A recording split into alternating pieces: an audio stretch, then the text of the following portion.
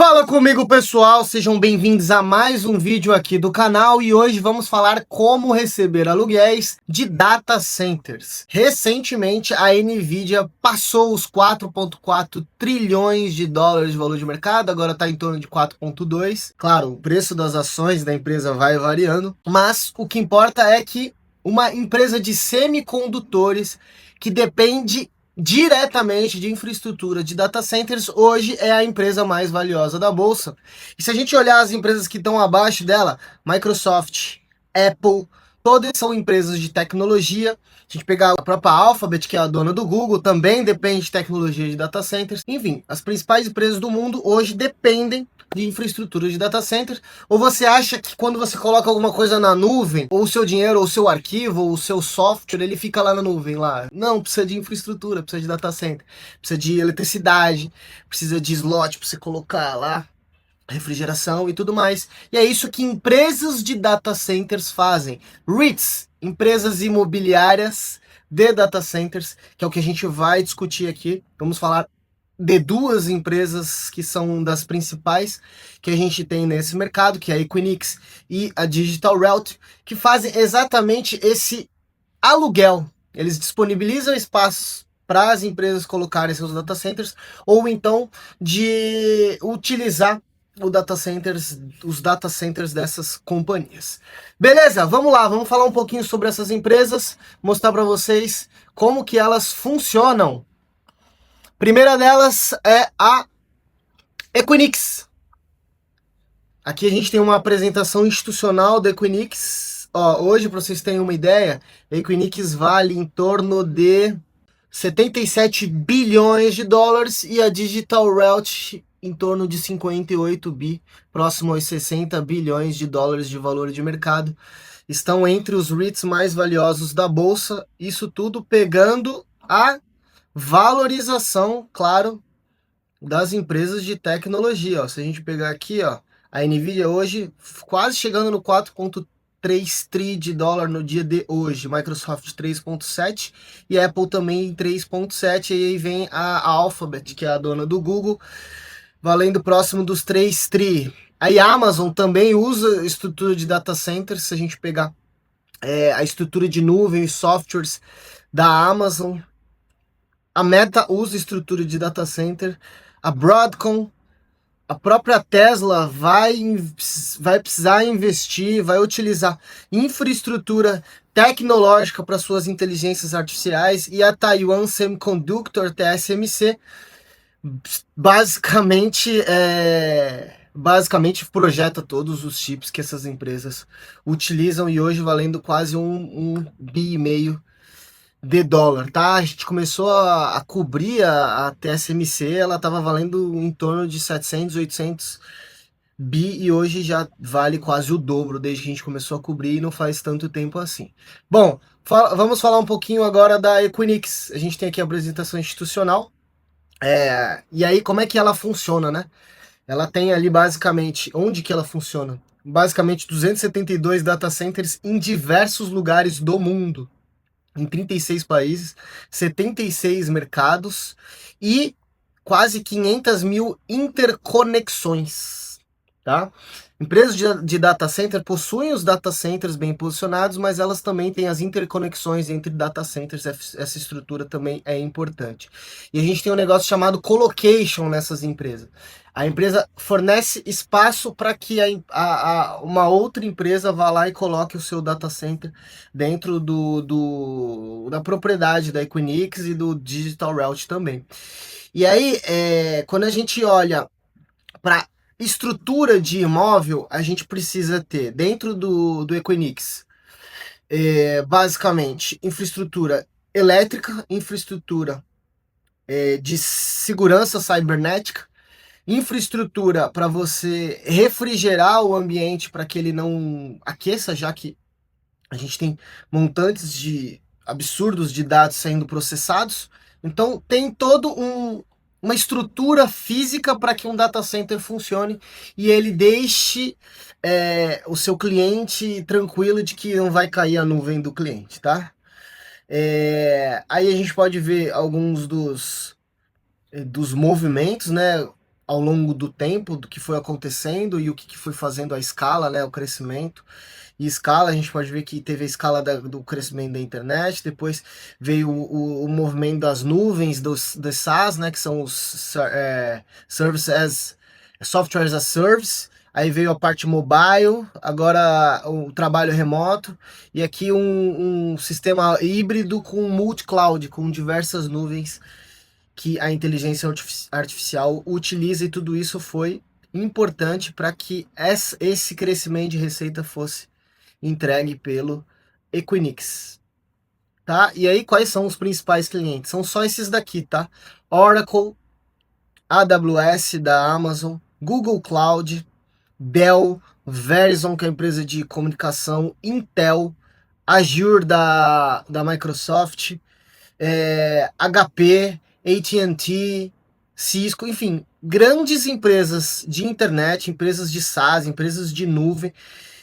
Serviços de segurança são importantes nesse caso, como eu falei anteriormente. A parte de colocation, onde tem o slot lá que a empresa pode colocar o seu data centers, são os principais pontos que estão dentro do conjunto do que é o Equinix, que é uma empresa de data centers que aluga espaço e recebe aluguéis para isso. E aí, vamos ver alguns dos principais números, tá?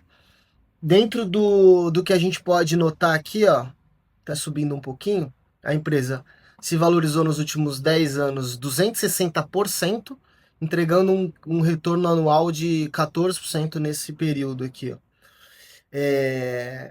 Se a gente olhar até uma divisão por receita, que eles fazem essa divisão, colocation quase 70%, interconexão 17%. Tá? Interconexão, que são os cabos que passam, faz conexão entre os data centers e tudo mais, tá? A gente está falando de uma empresa que gera anualmente pouco mais de 8 bi, quase 10 bi nos últimos 12 meses de receita, tá? E aí o que a gente tem que acompanhar nos REITs sempre, tá? Quem me acompanha aqui no canal sabe. Dívida. Qual que é a dívida do REIT hoje? 17 bi, dívida líquida. Ou seja, a gente tem uma dívida líquida EBITDA de um pouco abaixo dos 5 vezes, tá ok, tá bem saudável nesse quesito. E a gente compara, claro, a gente utiliza aqui o FFO como a principal métrica, para saber se a empresa está entregando crescimento de lucro, que o lucro que a gente ofere ali, que a gente de fato dá uma analisada nos REITs, é o FFO, que tira ali depreciação, que é a despesa não caixa.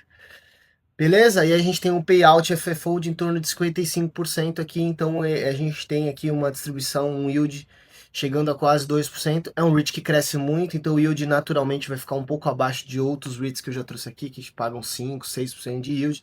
O Equinix entrega muito crescimento, então a gente naturalmente vai ter um yield um pouco menor. Beleza? A Equinix tem uma ótima operação, entregando crescimento de FFO, tem dívida líquida EBITDA bem controlada e tem um crescimento do FFO por ação também, que é importante, porque a gente compara se o REIT não está diluindo muito ao emitir ações. Beleza? Esse é o Equinix. O segundo ativo aqui da nossa lista é o Digital Realty. Já falei algumas vezes sobre ele também lá no meu Instagram. Para quem não me segue ainda, é só seguir lá, @thiagoarmentano. E o Digital Realty, ele possui mais de 5 mil clientes. São mais de 300 data centers. E se a gente pegar as conexões, são quase 230 mil. Investment Grade BBB+, pela S&P, ou seja, consegue dívida relativamente barata. E também está posicionado em diversos lugares do mundo, inclusive aqui no Brasil. Tá? Isso aqui é um ponto importante porque a gente vê uma diversificação geográfica. O próprio Equinix também tem essa diversificação geográfica. Aqui, ó, em diversos lugares, inclusive Brasil. A gente tem Ásia, tem Austrália. E o Digital Realty também. Tá? Distribuição, inclusive, se posicionando bastante na Ásia, na África e na Europa. E tem a Austrália aqui também, tá? Então, o Digital Realty bem diversificado também. É um REIT que hoje é um pouquinho menor em termos de tamanho de mercado, mas ambos são muito grandes. Tá? E aí aqui ele tem, dentro da apresentação institucional, a gente pode ver o que tem de demanda que vai ser contratada e basicamente a gente vai ter a IA como o principal vetor de demanda, de crescimento até 2030. Tem a parte de não inteligência artificial, né, que é fora inteligência artificial, mas a maior parte da demanda que vai exigir capacidade de data centers vai vir das inteligências artificiais dentro dos estudos da Digital Realty aqui. Beleza? E aqui a gente pode ver alguns números, o crescimento bem forte aqui da capacidade de instalação. E em termos de número, deixei separado aqui também, a gente tem um crescimento de receita aqui, ó, chegando a quase 5,8 bi de dólar nos últimos 12 meses. Ele gera um pouquinho menos de receita que o Equinix, com uma dívida bem controlada de 4,4 vezes de dívida líquida EBITDA. Pessoal, os REITs, eles se alavancam mais, tá? É natural que eles tenham ali dívida líquida chegando a 5, 6 vezes, tá? É diferente, por exemplo, do que a gente olha numa empresa comum, tá? A gente pode ver o FFO por ação crescendo também, não tem uma diluição que seja relevante. FFO crescente, é isso, é um REIT também bem redondo, com um nível de endividamento controlado, com dividend yield na casa aqui dos 2,8%, se a gente pegar o último ano completo de 2024, chegando ao próximo dos 3%, com um payout um pouco mais elevado do Equinix. Então, do Digital Realty a gente pode esperar um pouco mais de dividendo. Mas assim, também nada fora da casinha, tá? Porque também é um REIT que cresce muito. Se a gente olhar aqui, ó, nos últimos 10 anos, um crescimento de 288%. Nos últimos 10 anos, se a gente pegar de forma composta, né, anual, 15% ao ano, cresceu um pouco mais do que o Equinix no período. Mas um ótimo REIT também para a gente ficar de olho, tá? É importante que esses REITs, a gente acompanhe, porque as empresas de inteligência artificial, as empresas de tecnologia, elas vão demandar por data centers. Como eu mostrei para vocês, as principais empresas aqui do topo são empresas que demandam tecnologia, que precisam de tecnologia, tá? Precisam de infraestrutura de data centers. Beleza? E aí, gostaram desse tipo de conteúdos? O Equinix e o Digital Realty são empresas um pouco diferentes que vocês estão acostumados, mas eu já havia trazido elas aqui no canal. Deixa aqui nos comentários qual ativo vocês querem que a gente traga. Beleza? Se você ainda não é inscrito no canal, você é maluco, clica aqui embaixo, se inscreve no canal, ative as notificações e, óbvio, deixa o like no vídeo, porque eu tenho certeza que agreguei valor.